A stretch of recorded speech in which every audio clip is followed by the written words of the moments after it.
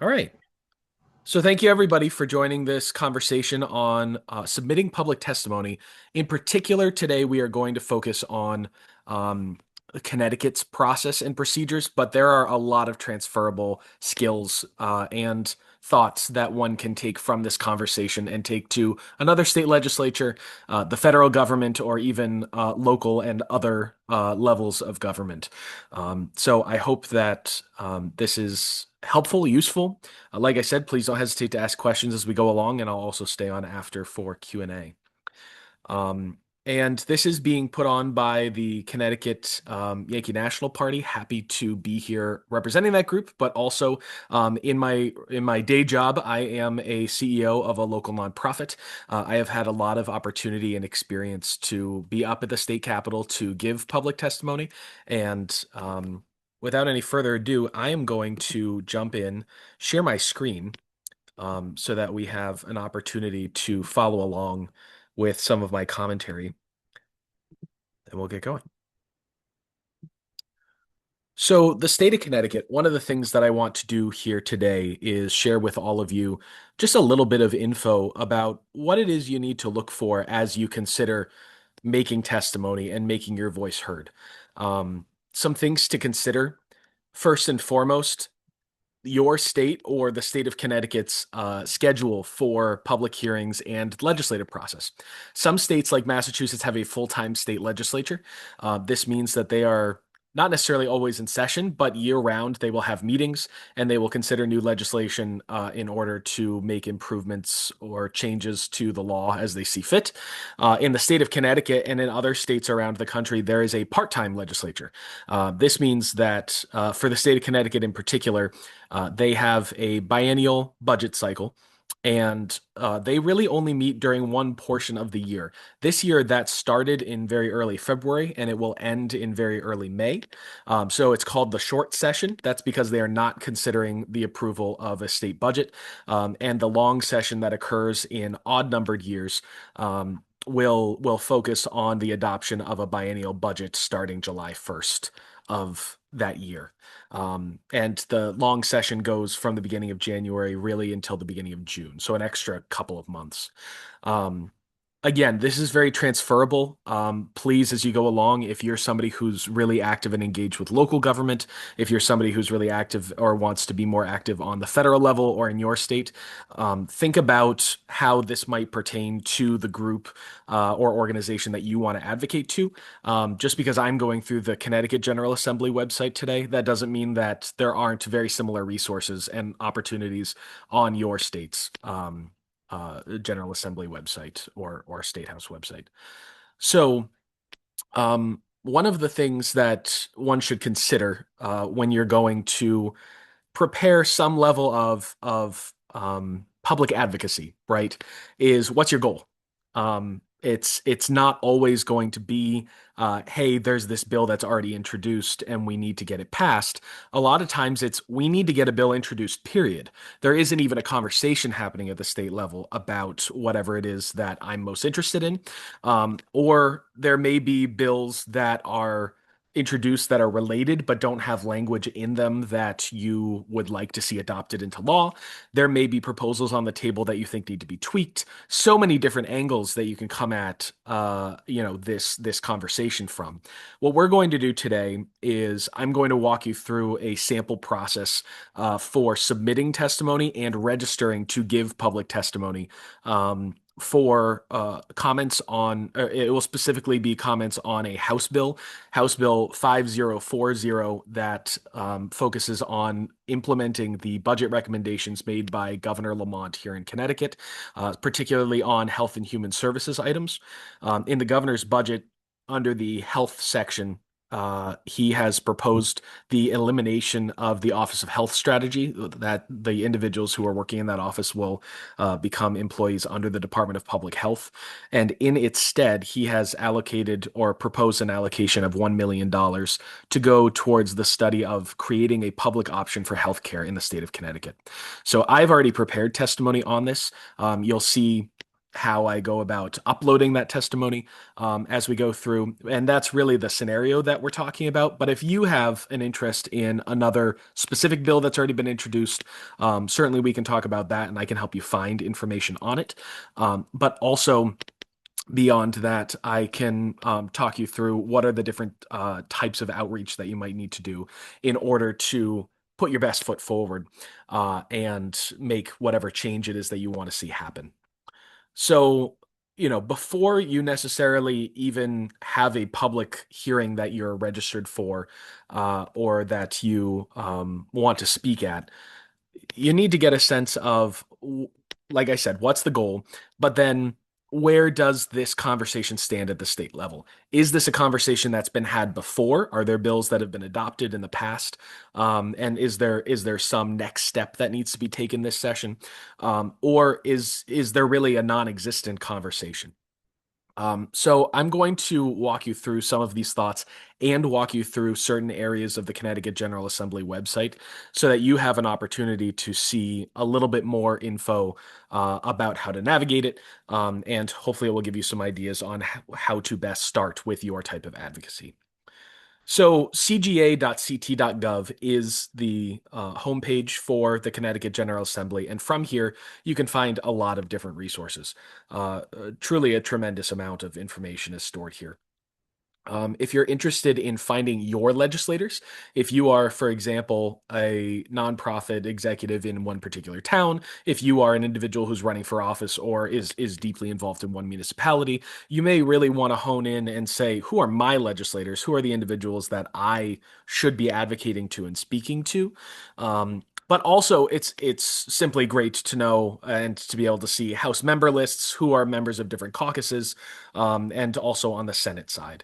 Um, and, when you're doing advocacy, if there isn't a conversation that's happening at the state level already on the issue that you would like to see discussed and acted upon, my best recommendation is email individuals who are A, your legislators, or B, the committee leadership for the type of action that you want to see. For example, I recently was up at the state house and was having conversations with individuals on anti-poverty programs for my day job, and there are a few different committees actually, and right next to representation here, you can see a list of committees. There are a lot of different committees that might pertain to anti-poverty work. Human Services is kind of the obvious one down here. But there are also connections within education, within the Children's Committee, even within the Banking Committee, talking about loan rates and public banking and things of that nature can really help people who are in an impoverished situation. So it's hard always to know who to reach out to. My best recommendation would be to, if you're not sure, either find somebody who is very savvy with your state legislature and ask them for some advice on who to reach out to. Never mind who the committee chairs are, but who are the most responsive committee chairs and who will help you get to the correct place. But beyond that, also, there's the worst thing that anybody can say to you is no or simply not reply. No harm in CCing a number of different committee chairs or vice chairs or ranking members to make sure that they have at least heard your concern and complaint or item that you'd like to hear discussed. But if there isn't a bill that's actively on the floor or that's being discussed in a public hearing, the best and first thing that you should do is email your legislator or committee chairs and vice chairs to try and get the conversation started. Sometimes you may need to have a meeting or at least a phone call to explain your situation and position a bit more. Sometimes it takes advocacy just to convince the individuals who are in those positions that this is a matter of great importance. Just because it's a matter of great importance to you, that doesn't mean that they are experts. All of these individuals are people who have taken a lot of time to serve the communities that they're in and serve the state of Connecticut in this case, or whichever particular area that you may be in. But that doesn't mean that they are walking in and necessarily an expert in all of the committees that they've been assigned to. They need you to teach them. Um, and I'll show you some examples a little later on of the types of documents that you might want to present to them in terms of creating powerful advocacy. So when you're navigating, if you go through representation just to show you what the member list looks like, it is dense. It is not necessarily something that's easy to navigate. Some Googling may help you find out who your representative is a little bit more easily than some of the tools on your given General Assembly's website. But under committees, if you are interested in diving in and learning more, let's just say, for example, about housing. They have a whole landing page here. They have information, a telephone number. You can always reach out and get more information. Agendas, minutes, documents, testimony that's already been submitted, which we'll talk about in just a few minutes. But if you're interested in just seeing what has this organization, what has this committee done in the recent past, what have they already discussed, you can go in and find these documents already published online. And I recommend taking a look, especially if you're trying to dive in on a specific particular subject. You can within, hold on, I need to just orient myself for a minute here. Um, there are other documents and associated links that are available through each of these committee websites. So it's simply a great resource to have. And the committee membership is also listed here. So if you're wondering who the chair, vice chair, ranking members are, it will take you, there are links directly to each of their pages and email addresses that you can copy and paste into your email account. In the state of Connecticut, we have a pretty streamlined system, actually. All of the committees, there are not House committees and Senate committees. They are all joint committees. This is not true in most states. Most states mirror more of a federal model where there's a House committee and a Senate committee, and then one of those committees will push it up to their body. That body adopts it, and then it has to go to the other body for approval. It is a bicameral legislature. You do still have to have approval from both the House and the Senate for a bill to pass and become law. However, the committees are joint committees. You will see both Senate members and House members. Over here next to district, if you see S, for example, S20, that means that it is a senator. If you just see a number, for example, 112 or 056, that means that is a member of the House of Representatives. Connecticut has upwards of 150 House members, I think 151, and just a couple dozen senators. So that's all based on population and proportion. So hopefully you have a sense of, some of those resources and just the basic how to find who is responsible for each of these committees. But now let's talk a little bit more about bills and public hearings. In order to find out when a public hearing is coming up, you're going to go under this for the Connecticut General Assembly website in particular. There's a session items tab. Click on this and come over to the left and click on bulletins. These bulletins are posted, as you can see, pretty much daily for business days where the House or Senate will be meeting to some extent or committees are meeting. We'll click on March 2nd. And the bulletins are long, dense, but very comprehensive. If you're looking for information on how to contact or even where to physically find all of the different officers within the Capitol or within Hartford itself, you have that contact information here. You can see within the Senate and then within the House who the different ranking and leadership members are, so that you can do whatever kind of outreach and make the correct connections that you might need. What we're looking for is a little bit further down the bulletin. There's a notice, this is page 7, so close to the top of this bulletin, that lists for the coming week what are the different committee meetings that are occurring. So you can check that out, but we're going to go even further down and specifically look at public hearings. Committee meetings are where the decisions are made, but you will never have an opportunity to speak as a member of the public at those committee meetings in the state of Connecticut at the State House. What you do have the opportunity to do is always attend or submit written testimony for public hearings. Sometimes committees will meet back to back with their own public hearings. So the same group may be in the same room from 10 a.m. to 9 p.m. one day. And yes, the public hearings really can take that long. But the first hour or some portion of it may be a meeting where there is no public testimony being received, and another portion may be a public hearing. So make sure when you're taking a look at these items that you're looking for public hearing or public hearings as this header.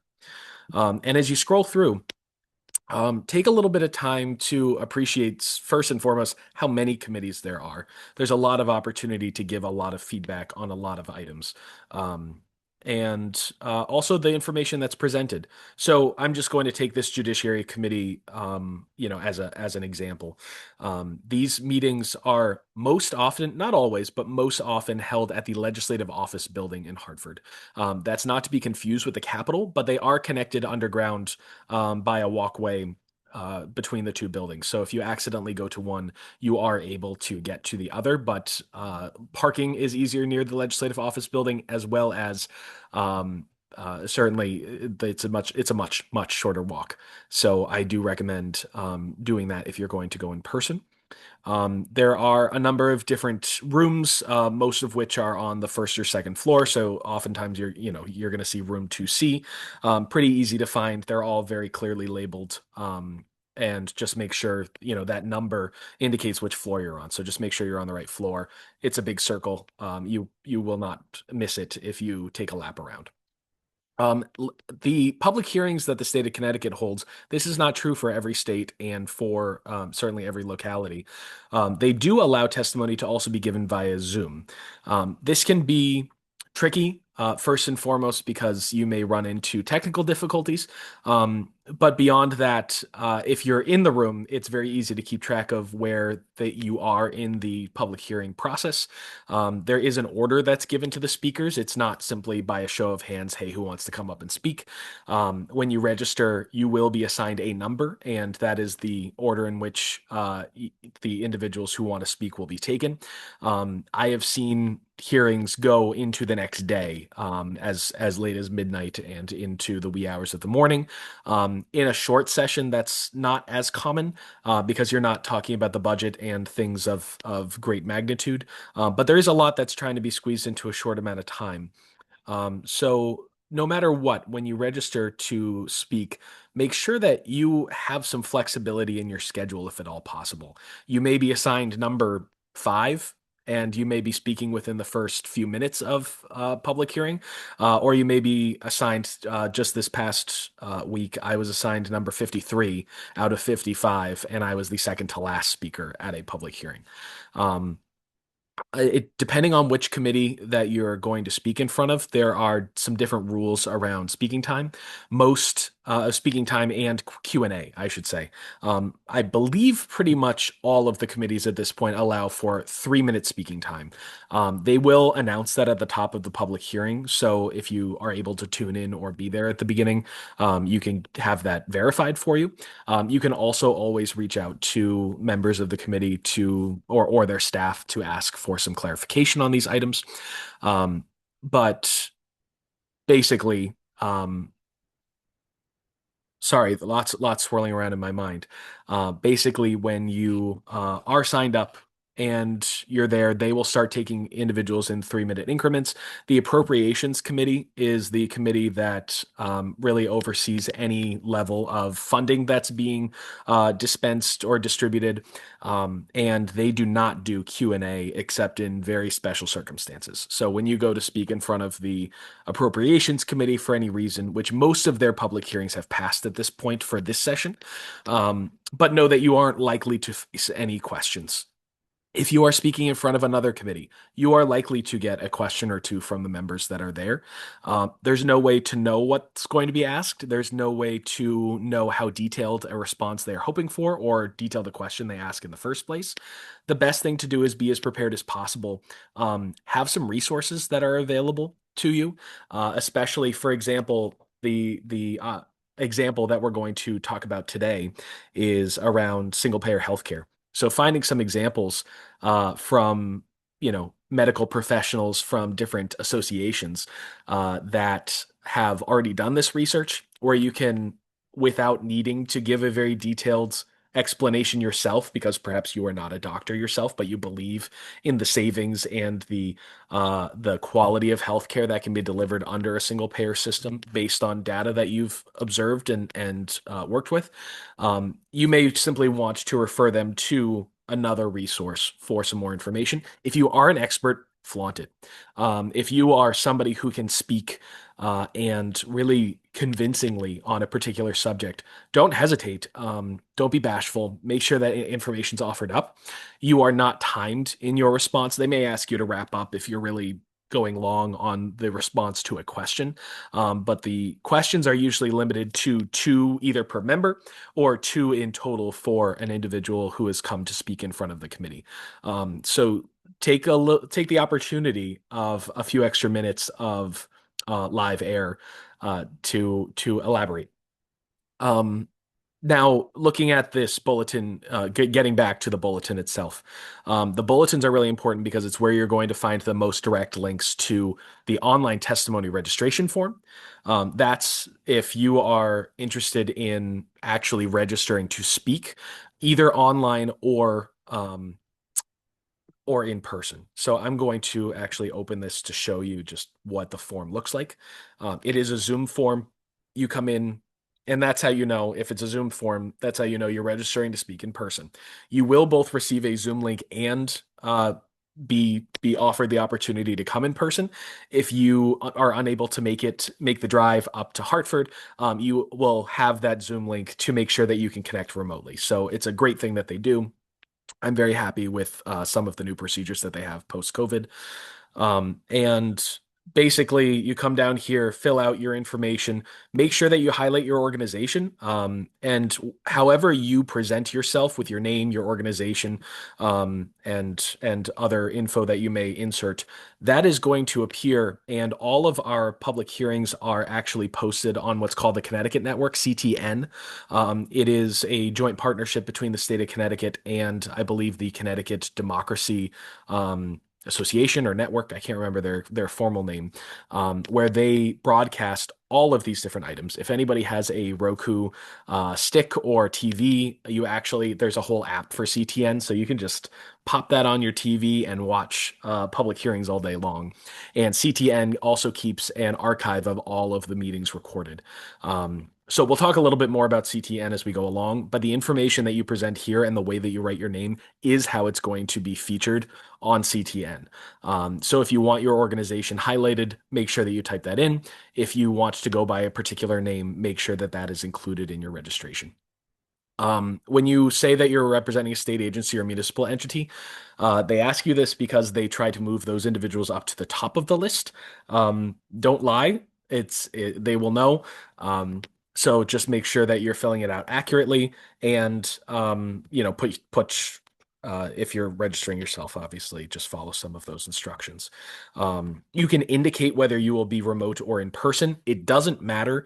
They will, on their own internal record keeping list, make an indication as to whether to expect you to be online so that they know to look for you, or to be in person so they know to call your name. But if you end up doing the opposite, if you think you can't make it and then you end up making it, or vice versa, you think that you can make it and that you end up not being able to be there in person, you will have that Zoom link, like I said, so that you can make your comment. So that is registering to connect with your legislators and speak to them directly, to speak on or to submit written testimony, which is also very powerful. And we'll talk about the pros and cons of each of these approaches in just a second. But there's a whole separate submission form for this. If you see a submission form that is not on Zoom, that means it is a written testimony submission form. Again, put your first and last name and your organization if you would like to see it listed on the CGA website. So if you're really trying to advertise, hey, I'm here with, for my day job, I would say I am here with the Thames Valley Council for Community Action, TVCCA. And it's important that people hear that because they know we're an anti-poverty agency, and I want them to know that we care and that we're present. If you are speaking as an individual and you are trying to avoid appearing like you are speaking on behalf of an agency or organization, leave it blank. They will submit without a connection to an organization or agency, of course. When you go to select your public hearing, obviously this is for judiciary, which we're not actually going to be submitting to, but they have a hearing that's coming up tomorrow. You can come in here and select the specific bill or house number that you want to leave that testimony on. So let's just say we're going to testify on, well, probably, I don't know what the law is around female genital mutilation, but I want to say that we completely oppose female genital mutilation. So we are going to, provide general comments. You can say, indicate if you support or oppose. It doesn't really matter. It's uploaded no matter what. They just indicate whether it's something in support or opposing. And then you can come down here and either upload a file, which could be a PDF on your letterhead if you're with an organization, or something that's more specifically formatted. If you want to type in testimony, though, you can do that right here. And your testimony, some things to think about with written testimony. First and foremost, it is a written record that is searchable and that will stay on the Connecticut's General Assembly website for a matter of years. It is a great way to leave a written record of who you are and what you support and believe in the event that you are interested in connecting with other individuals who may be Googling about this. I've had people reach out to me for my advocacy work that I have done with ranked choice voting years after the testimony that I gave in 2018, because they found my testimony uploaded to the state's website within the last several years. So submitting written testimony is very powerful. A lot of folks say going in person is better because you have a captive audience. You can be a little bit more bombastic and powerful than maybe the written word is. And also, who's to say whether or not all of the written testimony is actually getting read? Um, so pros and cons in both directions. Um, a lot of times, what people will do is they'll both sign up to speak. Either remotely or in person, and they'll submit the same testimony in writing. There's nothing wrong with that. I really encourage it. But no matter what, even if you can't make it or you're nervous to speak, I really do recommend submitting written testimony. It does matter. I have had legislators reach out and say, "Hey, I read your testimony and it's amazing, and thank you for your insight and input." Another powerful thing, if you're uploading a PDF, or even if you copy and paste it into your written testimony here in this box, you can provide links. So if you're trying to share some resources with somebody without just saying, "Hey, go to the such and such website," you can provide them with more direct access to said resources. So some really powerful stuff that you can do in this written testimony. One of the things that you may want to consider, both for your spoken and written testimony, is how long is it? A short and sweet written and spoken testimony can be very powerful and impactful, um, and and gives you an opportunity to not have to do too much work while trying to make a specific impact. There is a moment in time, and it's different for every legislator. It's different for every speaker, where a speaker's gone on long enough that not everyone is fully engaged. Most people, most of the points that you want to make, you're going to want to make relatively quickly, even within that 3 minute period if you're speaking. But if you're going into two, three, 4 pages of written testimony, that may seem profound from the perspective of you had a lot to say. It's not necessarily profound in that very few people are going to read to the end or are going to read every word that you share. Again, my recommendation would be to try and summarize 3 minutes in um, my personal experience. This is not a perfect rule of thumb, but you can get through about 2 to 2.5 minutes in one page single spaced text. So you can go a little bit onto a second page if you're reading a script. Um, and get in under the 3 minutes. But generally speaking, if you can limit your comments and testimony to a single spaced page, you're in pretty good shape, both in terms of your speaking time and in terms of your opportunity to make an impact with written testimony. Again, consider links, consider references to other resources, consider making references and discussing, if you're speaking aloud, data that you have have engaged with, that you've seen published, um, but also speak to the emotional side of these legislators. They are human beings. They are people who are moved more sci scientifically by emotion than they are by data and hard facts. But a mix of both, generally speaking, is a formula for success. So, as you can see on this sign up page, you do have to speak to a bill that has been proposed. You are not able to submit written testimony on a bill that hasn't been proposed. There are opportunities to say that your meeting date isn't listed and just submit some general comments. Um, if it's not tied to a specific bill, however, it's much less likely to be found when someone's searching through testimony on the state website, and it's much less likely to be read by the state legislators. This is one of the reasons why it's so important to do some legwork. You can't necessarily show up to your state legislator's office, at least in the state of Connecticut, and expect that a bill is already going to have been introduced on the item that you care most about. And you can't expect that that bill is going to say what you want it to say, even if there is something on that subject.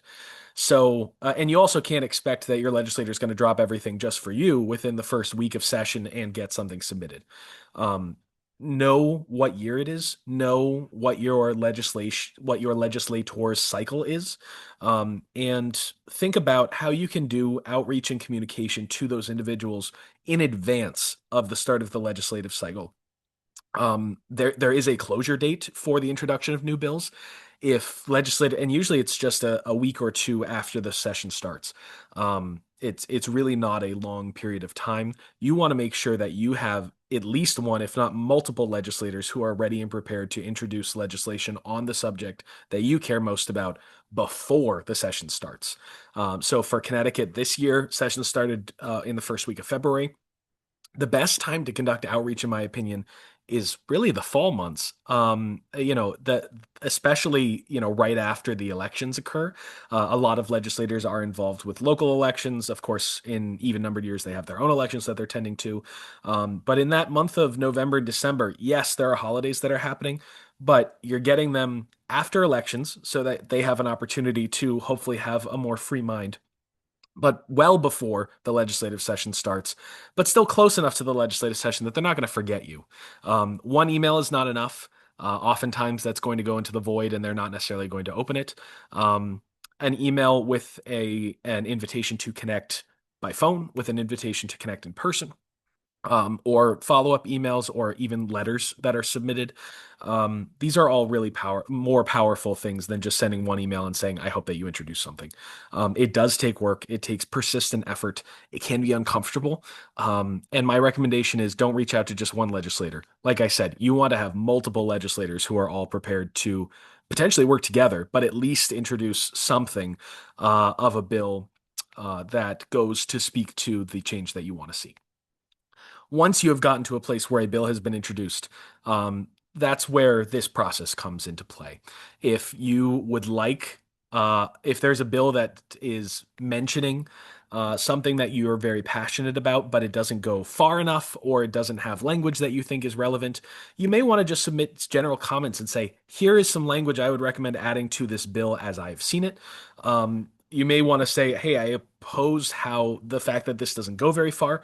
Or you may want to say, I support that you're taking a step. Let's take it a step further. Lots of different ways to present your arguments and testimony. And of course, if a bill's been introduced that you're really wild about, you want to make sure that that support is very clear. You want to reference the bill number, and you want to continue to drive people to data that supports the introduction of that bill.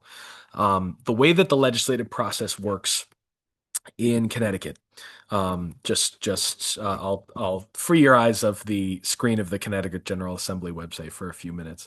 The way that the bill process works is if a bill has not been referred out of committee to the House floor or the Senate floor, it's not going to get a vote.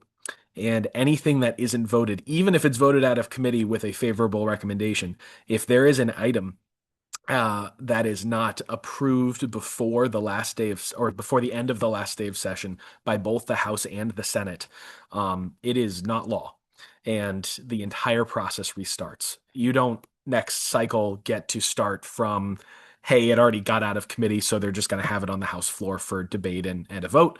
Nope, you have to start all over again. That bill has to be reintroduced. That bill has to go through committee with a favorable recommendation, and then it has to be approved by both the House and the Senate. Um, and of course, then there's also the gubernatorial veto that can come into play. We're not going to worry about that for the for the purposes of this session. I know I've already thrown a lot at you.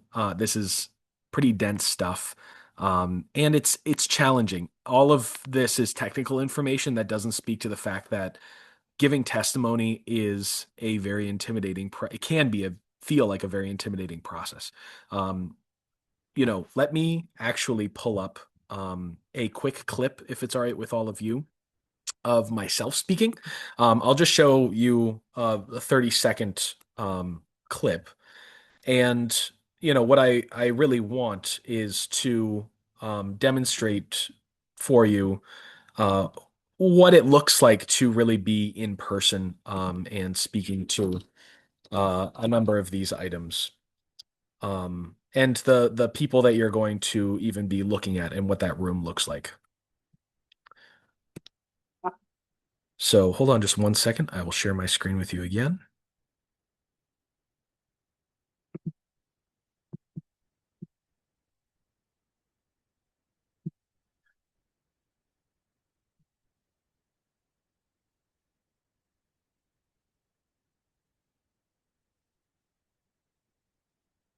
Joshua Kelly.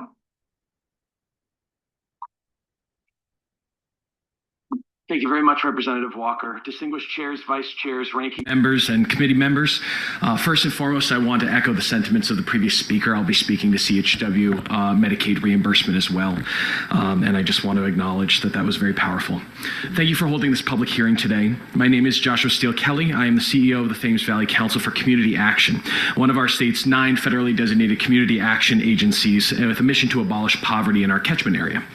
We administer over 30 programs and serve 55 different towns. My agency is 95% state and federally funded, so we're feeling the effects of the federal government right now.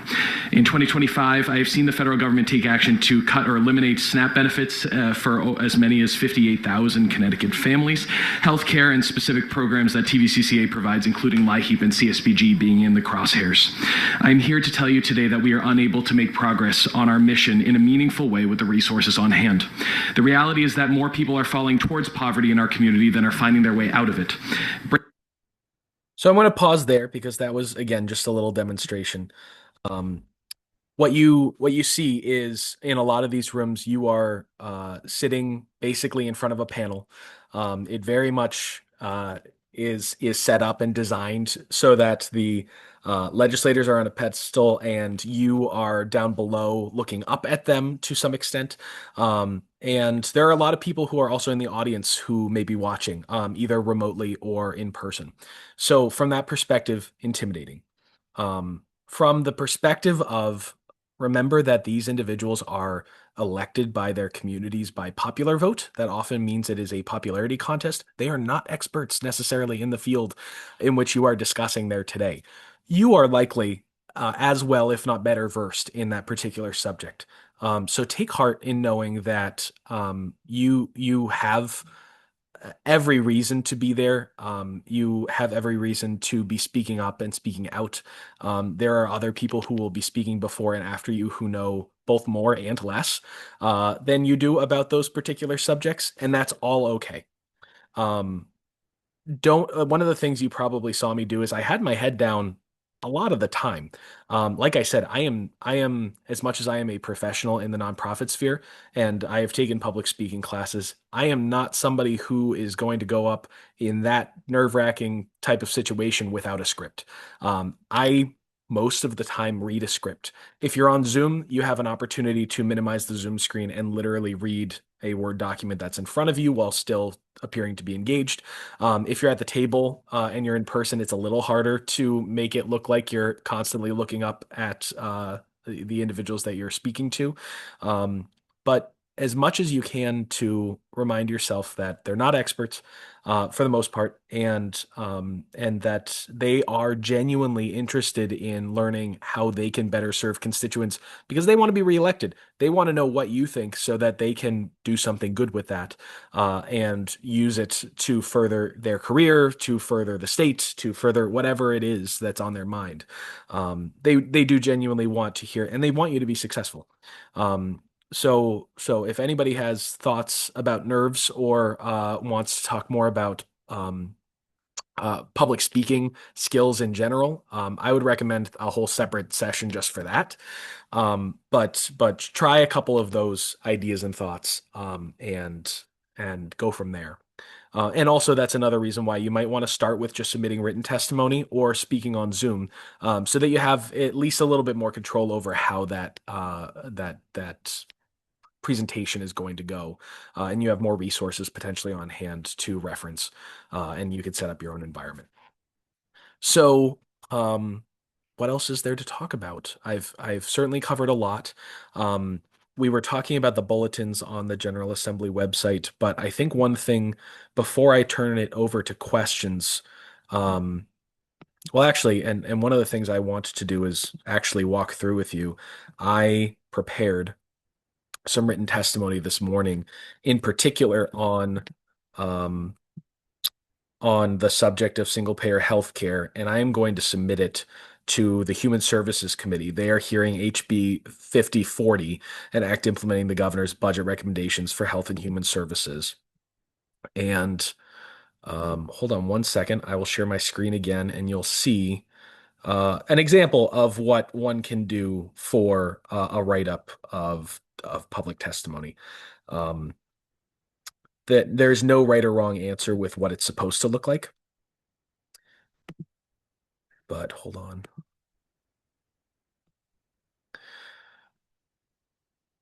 But on behalf of the political party that I'm with personally, this is something that I've written up. It is on letterhead.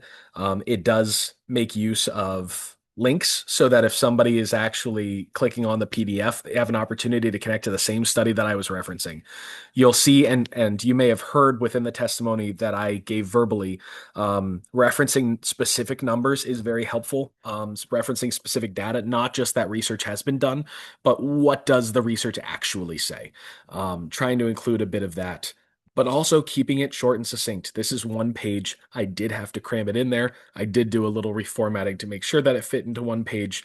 But this is a great example of a option that you can take, a singular example of testimony that can be given.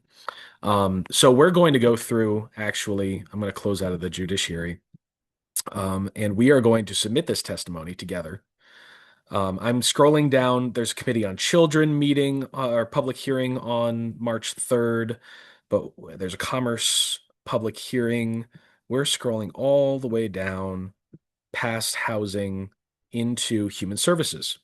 So we don't want to click on the testimony registration form because I may not have time on Tuesday to speak on behalf of this in person, but I will submit this online written testimony.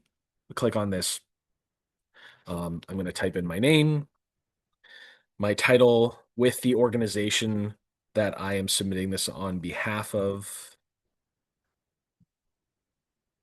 the committee hearing date and time, and I want to make sure that I come down here and pick HB 5040, an act implementing governor's budget. If you ever see these AA, it's an act. We are providing general comments, and I am choosing a file. Understand that the testimony is going to be publicly posted. I am not a robot. And you click submit testimony. It gives a disclaimer that all testimony is public record, which means it will be within the state's files for a long time. You can say if you want to add more testimony. Right now, I don't. So I say no, it refreshes, and it takes me back to the Human Services Committee page. Here's something that I want to share with you, though. A great resource, a wonderful resource, both in terms of considering how to format and present your written testimony, but also to consider what you might want to write in your testimony, is to see what other people have already submitted. Because this is uploaded on a not a perfectly one for one basis, but a pretty regular rolling basis. Um, Not a lot of testimony has been uploaded for this particular session that's coming up, but you can jump in here and see that this woman believes that the governor knows nothing about healthcare.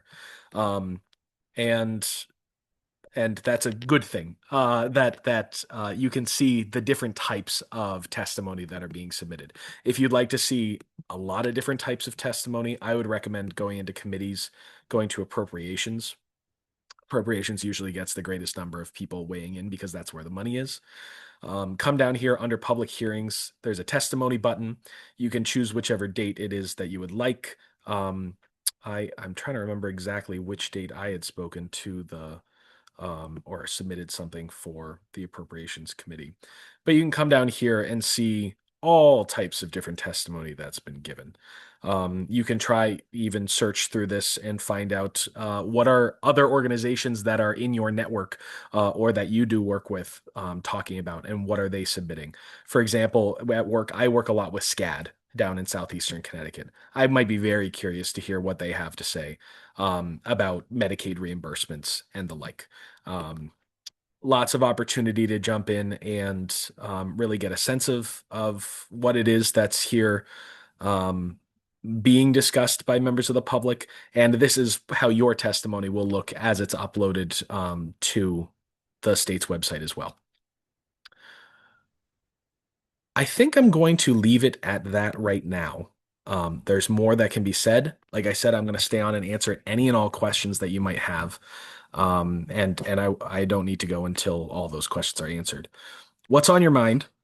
Are there any questions that you have? And how can I better help prepare you to give public testimony on items that are important to you?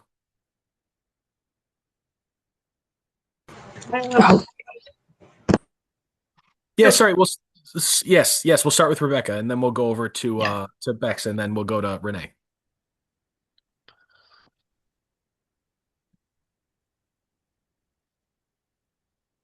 Oh, um, it's Cassie. Oh, Uh, sorry. I must have misseen who was no chiming in. problem. Cassie, go Um, ahead. I have a question. How do we look to see what they already have written about the bill or what they're trying to propose? Good question. Let me pull that up. Of course, you're going to be on the CGA website.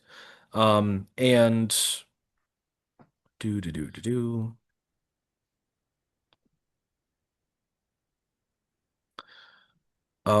Hold on just one second.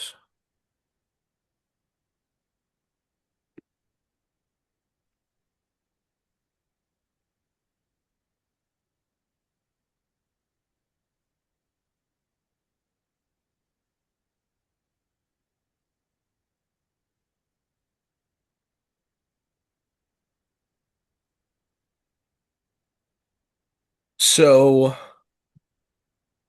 just for example, let me share my screen again.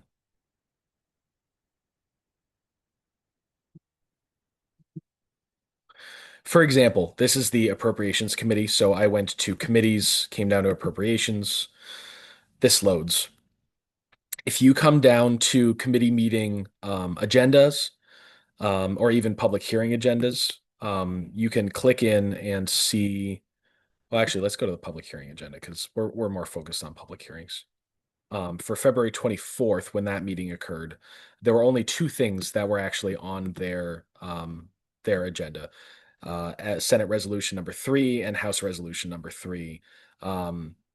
And then there's a link there that will take you into a page that's all about that resolution. You can see the text of the bill as it was initially approved and as the Appropriations Committee favorably adopted it and how it's going forward. You can see the vote tally sheets, bill analysis, all kinds of information is uploaded about each of these documents. So this isn't necessarily the best example of what you are going to want to dive in and see. Let's go into within government administration and elections. I know that some folks who are on the call are very interested in ranked choice voting and I know that there was an opportunity to submit testimony on um, SB number 226, which is an act concerning various revisions related to election processes. It isn't specifically about ranked choice voting, but the subject is general enough that you can give public comment, and you might want to think strategically about this when you're going to give public comment. If the subject is broad enough that it could include your language, go ahead and give general comments on that and say, this is what I would like to see included within your bill, or this is how I think it should be changed. But you can come in here and see the text of the raised bill as it already has been provided. It is very dense. Anything, if it's an amendment to existing language, you're going to see that everything that's new language is going to be underlined, and anything that is stricken language will be so stricken. So this is an amendment to previously existing legal language. But that demonstrates how you can go in within, again, that agenda button when you come to a given committee. Check out that public hearing agenda, and within each of them, you will find the links that you're looking for to whatever bill or resolution that you would like to see. Great question. Thank you. No problem. Renee, how about you? I apologize because my questions are going to be on behalf of somebody else. So my son very recently has decided to get interested in advocacy. And I was wondering just some like personal thoughts, because I want to encourage him to use his voice as much as possible, but obviously I want to set him up for success. So I don't want to throw him in the deep end if he's not ready, which is something I can obviously help him work with on. But I guess it's like, when was the first time that you did something like this, where you were able to get up and speak? So, the first time that I was, this is just a personal anecdote. The first time I got up to speak, at any public meeting, not specifically the State House, Yeah. but it was when I was in high school. It was 2009, maybe the top of 2010, just post recession, and or still kind of in the throes of recession. And my school system was deciding, in order to level the budget out, whether they were going to cut the freshman sports program or whether they were going to cut the elementary school foreign language program. And I was, I believe, the only person who was there who was not a foreign language teacher who spoke in that group's defense. You are not always going to be popular at the public hearings, is something else I'll add, or you're not necessarily always going to be speaking in the direction everybody else is. But as a freshman in high school, I was literally shaking in my shoes. It was scary. It was a lot. I actually think if I had been a little younger, I probably would have not had the wherewithal to know I should have been nervous. And if I was any older, I would have had more confidence to be able to share it. So it was kind of a perfect nexus of, oh God, what am I doing? But I did it. And I'm involved in politics and nonprofits and all of the work that I do largely because and stemming from that event. So I don't, and I've literally seen, either at their own request or parents taking their kids out of school, of their own volition to go to the State House to give testimony, especially in front of the Children's Committee. There's really no age too old nor any age too young. Some of the best testimony I've seen given has been from school age kids, talking about the real impacts that they're feeling because of the decisions being made at the State House. So no matter who it is that you're talking to, if it's somebody who can speak from personal experience, it's going to be very powerful.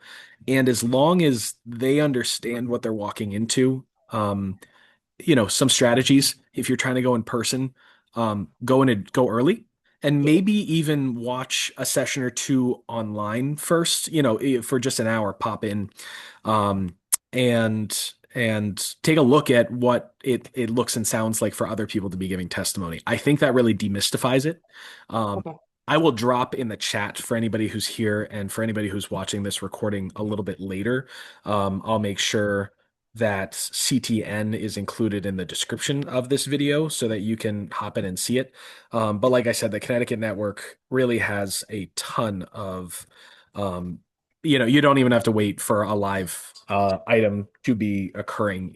You can go back and see a testimony that's already occurred and things of that nature. So check it out. review it, make sure that that person is really comfortable.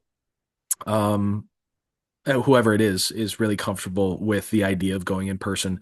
And if they're not, maybe start with written testimony. And Okay. once they feel like they've mastered that or they want to make a bigger impact, maybe try Zoom and then maybe step into in person. All right. That's wonderful. Thank you so much. No problem.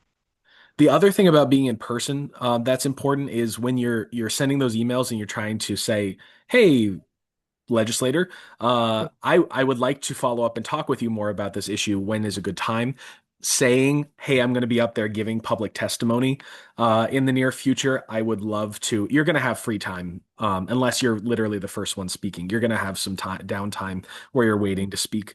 Having some meetings is a great way to make use of your time while you're in person. Oh, that's wonderful. Thank you. Yeah. That's- What other questions?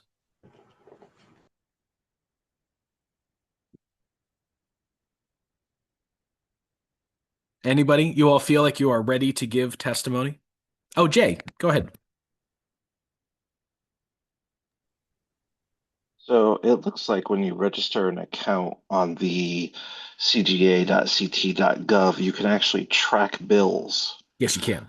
and follow the bills that you're interested in. How does that alert you what's going on? Does it email you? Emails. Yes, it's an email. It's All an right, email. great. So yes, you can, and I'm going to share my screen again so folks know exactly what we're chatting about.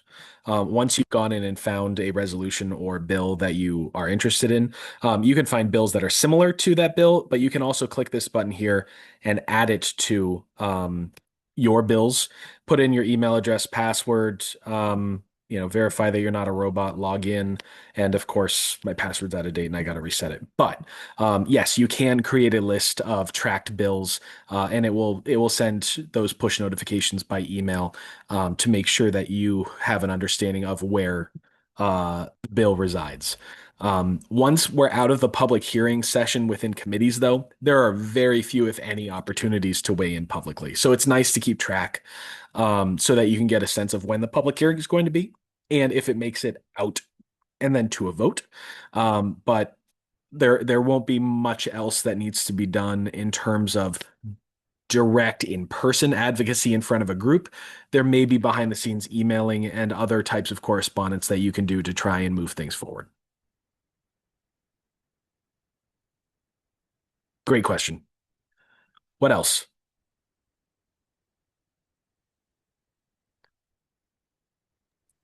I don't have any questions. I just want to say thank you for doing this. And I have some ideas that I want to bring back to the YNP. This was a really good training, though. Thank you so much for taking the time. That's awesome. Yeah, absolutely. I'm here anytime.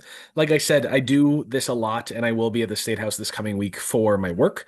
That doesn't give me a lot of opportunity to unfortunately speak in person for my political party because can't do both at the same time with the way that my work's funding goes. But I definitely have a lot of experience that's continuing to grow. If anybody is planning to be there or connect by Zoom, specifically and especially with the group that's here on the call today, let me know.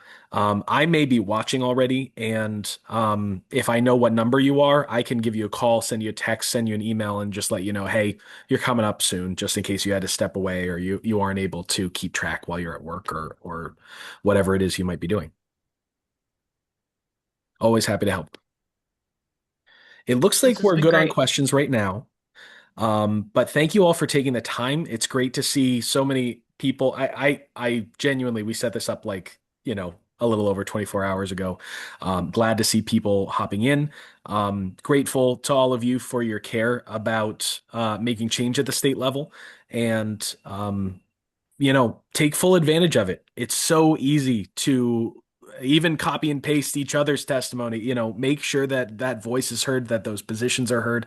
It's so easy to get out there and get involved in this way. And I hope that it feels a little easier to you today. So I'm going to end the recording here.